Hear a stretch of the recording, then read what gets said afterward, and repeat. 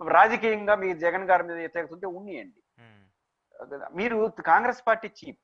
Congress party chief గా ఉంటూ ఉమ్, మీరు ఎవరు జగన్మోహన్ రెడ్డి గారికి వ్యతిరేకంగా ఫైట్ ఈ అధికారంలో ఉంటే చేసినా అర్థం ఉంది. ప్రతిపక్షం వచ్చిన తర్వాత మళ్ళీ జగన్ తిట్టుకుంటా ఏ ట్విట్ పెట్టని ఏ కష్టండి ఒక మాట చంద్రబాబుతో 90 మాటలు చంద్రబాబు జగన్ గారు చెప్తారు ఓడిపోయిన తర్వాత కూడా. ఉమ్, ఎట్లా సాధ్యమవుతుంది?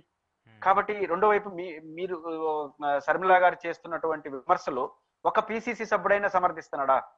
ఎవరు అయితే మాట్లాడలేదు. పిసిసి పైపించి ఇప్పుడున్న పిసిసి కార్యవర్గం ఆమె నియమించిన కార్యవర్గం, ఏదో జనరల్ కార్యవర్గం కాదు.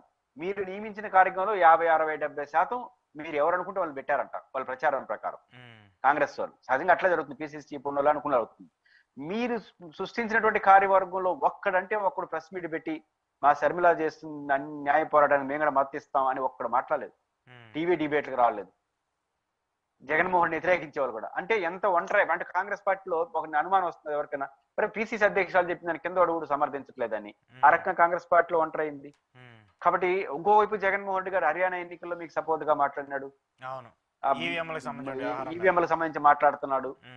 ఇట్లాంటి మాట్లాడేటప్పుడు దీన్ని ఇంకొంచెం ఆసక్తిగా ఉండాల్సి పోయి దాన్ని నెగిటివ్ తీసుకుంటే నష్టం వచ్చింది. ఆ రకంగా శర్మిల గారి వ్యవహార శైలి వల్ల, ఆమె ఎంచుకున్న మార్గం వల్ల పార్టీలో ఒంటరి అవుతా ఉంది, కుటుంబంలో ఆల్రెడీ ఒంటరైంది. ఇప్పటికైనా నేను ఒంటరైందానికి కారణం నేను ఎంచుకున్న మార్గం అని చెప్తున్న విషయాలు కాదు, ఎంచుకున్న మార్గం కారణం అని ఆమె గమనిస్తే ఏమవుతుందంటే మార్గాన్ని మార్చుకుంటుంది.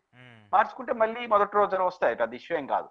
ఆమె ఇట్లే పోతానంటే ఒంటరైంది చివరకు ఏమీ లేని పరిస్థితి వచ్చి కాంగ్రెస్ నుంచి దూరం అయితే, కాంగ్రెస్ వాళ్ళు పక్కన పెట్టేస్తే ఇంకేమవుతుంది, రాజకీయ జీవితం ముగిసిపోతుంది. కాబట్టి శర్మిల గారు ఇప్పటికైనా తాను ఒంటరైనానికి కారణం నా స్వయంకృత అపరాధం అని గుర్తిస్తే మంచిది. అలాంటి ప్రక్రియలే జరుగుతున్నాయి కదా ఇప్పుడు. కాంగ్రెస్ కి సంబంధించి కూడా ఆమెను పక్కన పెట్టాలి, లేదంటే మాకు అంటే ఎందుకంటే ఆమె వల్ల నష్టం జరిగిందే కానీ లాభం జరగలేదు మొన్న ఎన్నికల సమయం సంబంధించి కూడా అని మాట్లాడుతూ వచ్చారు. కాబట్టి ఆమెను పక్కన పెట్టే అవకాశాల కోసం కూడా చూస్తున్నట్టు తెలిసింది కొంతమంది ఏపీకి సంబంధించిన కాంగ్రెస్ లీడర్లు అందరూ కూడా. కాంగ్రెస్ పార్టీలో ఆ కల్చర్ ఉంటుంది.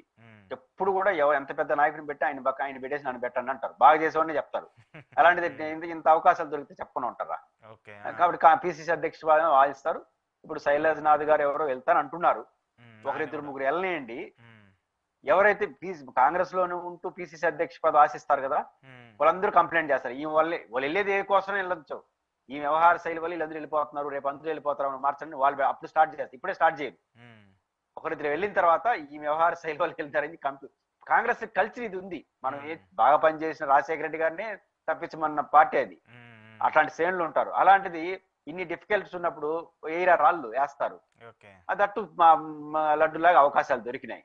ఒకరిద్దరు పోని అప్పుడు ఇంకొంచెం జాగ్రత్తగా ఉండాలి. మన కల్చర్ ఏది, మన కాంగ్రెస్ పార్టీ కల్చర్ మాది కదా, మన ఆయన ఎంత ఇబ్బంది పడ్డా తెలుసు కదా, కాంగ్రెస్ ఎట్టు ఉండాలను, ఎంత అవకాశం ఉంటుందో అంత డిసడ్వాంటేజ్ ఉంటుంది. ఇప్పుడు అది పోయింది అనుకోండి, ఖచ్చితంగా రేపు ఒకరిద్దరు కాంగ్రెస్ నుంచి వైసీపీకి వెళ్ళనియండి, ఆ తర్వాత ఫిర్యాదుల పైన ఫిర్యాదులు ఖచ్చితంగా వస్తాయి. ఇప్పుడు పోయిన వాళ్ళందరూ ఖచ్చితంగా శర్మిల ఒక మాట అనేసిపోతారుగా, అవును ఏదో కామెంట్ చేస్తారు, సరిగ్గా చేయట్లేదు కాబట్టి తెలుగుదేశానికి అనుకూలంగా ఉంది కాబట్టి మేము మా రక్తంలో రక్తమైన జగన్మోహన్ రెడ్డి దగ్గరికి వెళ్తున్నాము, మా నాయకుడు రాజశేఖర్ కూతురు తెలుగుదేశం పార్టీకి అనుకూలంగా వెళ్ళిపోయింది, ఆయన కొడుకు నిఖార్సగా ఉన్నాడు కాబట్టి ఆయనతో పాటు మేము వెళ్తాము అని పోయిన వాళ్ళందరూ రాళ్ళేసిపోతారు.